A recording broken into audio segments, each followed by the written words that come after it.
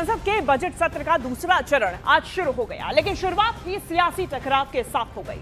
उधर विपक्ष लोकसभा स्पीकर ओम बिरला के खिलाफ अविश्वास प्रस्ताव लाने की अब तैयारी में है। देखिए, कांग्रेस के मोहम्मद जावेद, के सुरेश, मल्लू रवि इस प्रस्ताव को सदन में पेश करेंगे। विपक्ष का आरोप है कि स्पीकर सदन की कार्यवाही चलाने में पक्षपात करते हैं और फिर विपक्षी नेताओं को अपनी बात रखने का पूरा मौका नहीं देते। इस मुद्दे पर विपक्ष ने कांग्रेस अध्यक्ष मल्लिकार्जुन खड़गे के घर बैठक कर रणनीति भी तैयार की, जबकि बीजेपी और कांग्रेस दोनों ने अपने अपने सांसदों को 9 और 10 मार्च के लिए व्हिप जारी कर सदन में मौजूद रहने के निर्देश दिए। वहीं आज शाम 7:30 बजे केंद्रीय संसदीय कार्य मंत्री किरेन रिजिजू बीजेपी सांसदों के साथ बैठक करेंगे और स्पीकर के खिलाफ लाए गए अविश्वास प्रस्ताव पर चर्चा से पहले रणनीति तैयार करेंगे। अब ऐसे में इस दौरान बहस में बोलने वाले बीजेपी सांसदों को ब्रीफ भी किया जाएगा। आगे जाएगा, कोर्ट को मानते नहीं है, कोर्ट का टिप्पणी को ये लोग क्रिटिसाइज करता है, इलेक्शन कमीशन का बात नहीं मानता है, कोई भी संवैधानिक संस्था है बात मानता ही नहीं, डेमोक्रेसी को मानते ही नहीं। कांग्रेस वाले एक ही परिवार को ही मानते हैं ये लोग। अब लोकसभा स्पीकर जो है, एक ही पद बचा था जिसको कांग्रेस पार्टी, मैंने सोचा कि इसको तो बख्श देंगे, उसको भी नहीं बख्शा। तो हम लोग जवाब देंगे अच्छी तरह से सदन में, लेकिन कांग्रेस पछताएगा।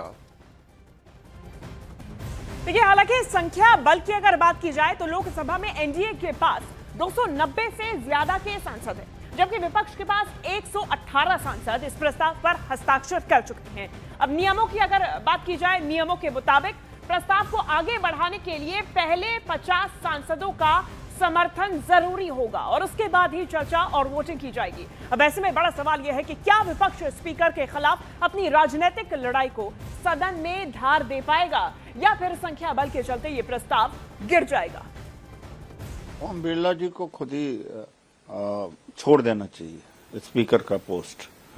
इसमें रूलिंग पार्टी का भी फायदा नहीं, लेकिन मोदी जी जो सबसे ज्यादा निकृष्ट हो या गुटबाजी करने वाला हो, पक्षपाती हो, उसको प्रमोट करते हैं। अब बिरला जी को प्रमोट कर रहे हैं मोदी जी, लेकिन बिरला जी को हटना चाहिए और अगर नहीं हटते तो विपक्ष को बाइकआउट करना चाहिए। मेरा व्यक्तिगत सुझाव है। दुर्भाग्यपूर्ण है कांग्रेस का और विपक्ष का ये अबोध बालक संसद को चलने नहीं देना चाहते। स्पीकर पर ऐसा नहीं है, लेकिन आज के एक्शन को देखा जाएगा कि वो मूव करते हैं, ये वापस लेते हैं। अगर ये मूव करते हैं तो मैं समझूंगा कि ये बेवकूफ़ी की हद की सीमा है। चलिए, ज्यादा जानकारी लेंगे, मेरे सहयोगी अरुण सिंह हमारे साथ जुड़ गए हैं। अरुण, विपक्ष की एकजुटता अब कितनी ज्यादा और दिखाई देगी संसद के अंदर, क्योंकि अब जो है 9 से 11 ये 3 दिन बेहद महत्वपूर्ण होने वाले हैं।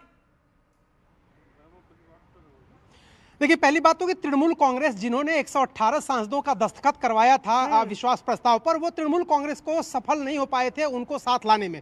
तृणमूल कांग्रेस ने भी अब यह फैसला किया है कि वो अविश्वास प्रस्ताव पर विपक्ष के साथ रहेंगे। तो इंडिया गठबंधन के लिए एक राहत की खबर है। और अभी थोड़ी देर पहले जो प्रदर्शन मकर द्वार पर हो रहा था, उसमें तृणमूल कांग्रेस भी थी, उसमें राहुल गांधी भी थे, उसमें अखिलेश यादव भी थे। तो इंडिया ब्लॉक एक तरह से एकजुटता दिखाने का उनके लिए जरिया भी है। उनको पता है कि स्पीकर के खिलाफ जो विश्वास प्रस्ताव है, औंधे मुंह गिरने वाला है, वो संख्या बल के लिहाज से कहीं विपक्ष टिक नहीं पाएगा। पूर्ण बहुमत है भारतीय जनता पार्टी और उसके सहयोगी दलों का, और स्पीकर को हटाने की जो प्रक्रिया है वो पूरी सफलतापूर्वक नहीं कर पाएगा विपक्ष। लेकिन राजनीति में एक परसेप्शन होता है, एक बहस होगी जिसमें विपक्ष ये आरोप लगाएगा स्पीकर पर कि वो राहुल गांधी को या फिर जो विपक्ष के नेता हैं उनको बोलने नहीं देते और सत्ता पक्ष के लोगों को तरजीह देते हैं। आज जो प्रदर्शन हो रहा है, और हो सकता है कि 12:15 बजे जो अविश्वास प्रस्ताव आना है वो आ न पाए, उसकी वजह क्या है कि विपक्ष ये कह रहा है कि अयातुल्लाह अल खमनई जो ईरान के सुप्रीम लीडर थे, जिनकी मौत हुई है अमेरिका और इजरायल के साझा हमले में, उस मुद्दे पर मोदी सरकार चुप क्यों है। उसके अलावा जो दूसरा इशू है वो है ट्रंप प्रशासन द्वारा जो एक ट्वीट किया गया था कि हिंदुस्तान को 30 दिनों की मोहलत दे रहे हैं रूस से तेल खरीदने के लिए। उन दोनों मुद्दों पर लगातार सदन में हंगामा हो रहा है, बाहर भी हंगामा हो रहा है। तो अविश्वास प्रस्ताव पर चर्चा हो पाएगी कि नहीं, इस पर भी बड़ा सवाल है, क्योंकि विपक्ष ये दोनों मुद्दे सदन में भी और बाहर उठाना चाहता है। निश्चित तौर पर अरुण, अमित पांडे भी मेरे साथ जुड़ गए हैं, बने रहिए। अमित, सरकार की अब आगे क्या रणनीति? और देखिए, सरकार ने पूरी कार्य योजना तैयार की है और बाकायदा सांसदों को ब्रीफिंग दी गई है, सत्ता पक्ष के सांसदों को, और सभी सांसदों को मौजूद रहने को कहा है। और इसमें जो सबसे अहम चीज है कि जो किरण रिजिजू इस पूरे चर्चा को लीड करेंगे सरकार की तरफ से। इसके अलावा निशिकांत दुबे हैं, अनुराग ठाकुर है, बांसुरी स्वराज है, ये स्पीकर है। और करीब 8 से 10 घंटे का समय लोकसभा में की कार्यसूची में रखा गया है। तो अब जैसे ही ये चर्चा शुरू होगी, सरकार की ओर से रणनीति की पुख्ता तरीके से जो ओम बिरला के ऊपर जो आरोप लगाए गए हैं वह उनका वो काउंटर कर रहे हैं और बाकायदा एक